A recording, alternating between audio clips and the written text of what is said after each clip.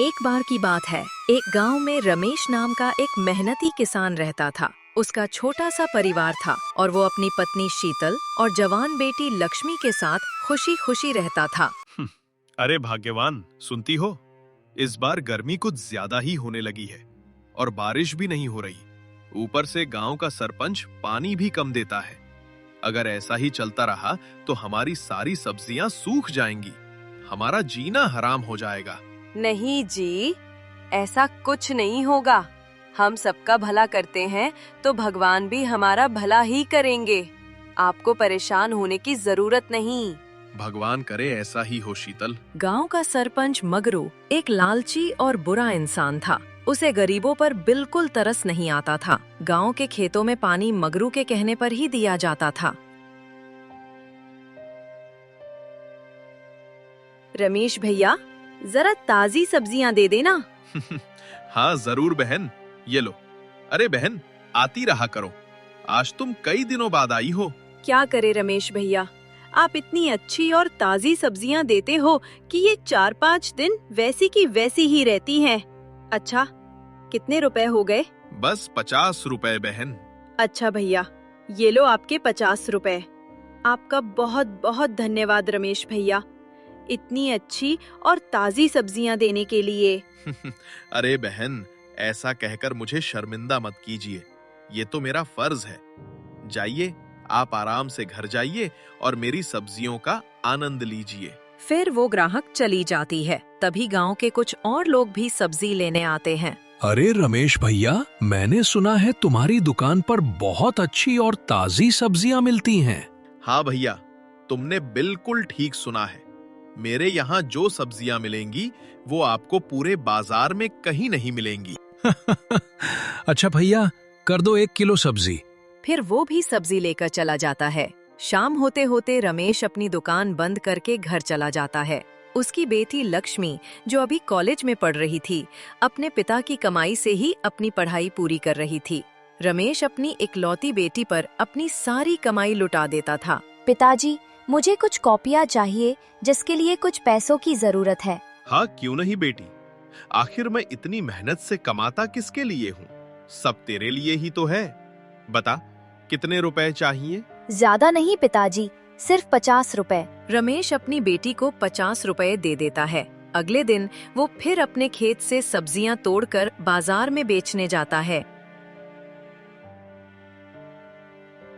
काफी समय बीतने के बाद रमेश की दुकान पर वही चतुर सरपंच मगरू आता है। वो रमेश की ईमानदारी पर अपनी बुरी नजर गड़ाए बैठा था। अरे रमेश, क्या कर रहा है? तुझे इतना परेशान होने की क्या जरूरत है?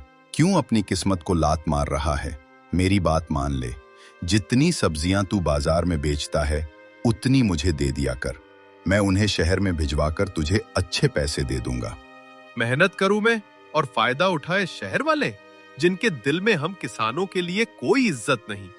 नहीं सरपंच जी, ये ठीक नहीं। उससे तुझे क्या मतलब रमेश? तुझे तेरे हिस्से के पैसे मिल जाएंगे ना? देख, अभी तेरी बेटी भी जवान हो गई है।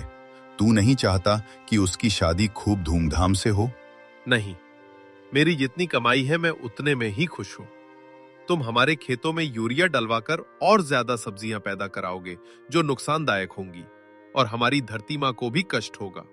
सरपंच जी, आपको तो पता है इन गांव वालों से मुझे कितना प्यार मिलता है। ये सब हमेशा मेरी ही सब्जी खरीदते हैं। मैं इन गांव वालों की उम्मीद नहीं तोड़ना चाहता। सुन रमेश, मैं यहाँ तेरी भागवत सुनने नहीं आया। अगर तूने मेरी बात नहीं मानी तो मैं तेरे खेत की सिंचाई रुकवा दूंगा, एक बूंद पानी नहीं दूंगा। फिर देखता हूँ तू इन गांव वालों को कहां से ताजी ताजी सब्जियां खिलाएगा। इतना सुनकर रमेश का कलेजा फट जाता है। इतनी ज्यादा गर्मी होने के कारण उसके खेतों को हर सप्ताह पानी की जरूरत पड़ती थी। सरपंच वहां से चला जाता है और रमेश को बहुत गहरा धक्का लगता। रमेश घर आकर अपनी पत्नी शीतल को सारी बात बताता है। शीतल, आज सरपंच फिर मेरी दुकान पर आया था। कह रहा था कि अगर मैंने उसकी बात नहीं मानी तो वो हमारे खेतों का पानी रुकवा देगा। और तुम तो जानती हो कि मैं उसकी बात हरगिज नहीं मानूंगा, क्योंकि मैं गांव वालों के साथ धोखा नहीं कर सकता। आप बिल्कुल ठीक कह रहे हैं। चाहे जितनी भी कठिनाई हो, हम बुराई का रास्ता नहीं चुनेंगे। भगवान तो सब देखते हैं और जानते भी हैं। अब वही कुछ हल निकालेंगे हमारी समस्या का। मगर शीतल, हमारी बिटिया भी बड़ी हो गई है। मैंने सोचा था इस बार उसकी शादी कर दूंगा। आधे पैसे इकट्ठे हो गए थे और कल हमारे खेत की सिंचाई हो जानी चाहिए, वरना इतनी गर्मी के कारण हमारी फसल बर्बाद हो जाएगी। फिर हम अपनी बिटिया की शादी कैसे करेंगे?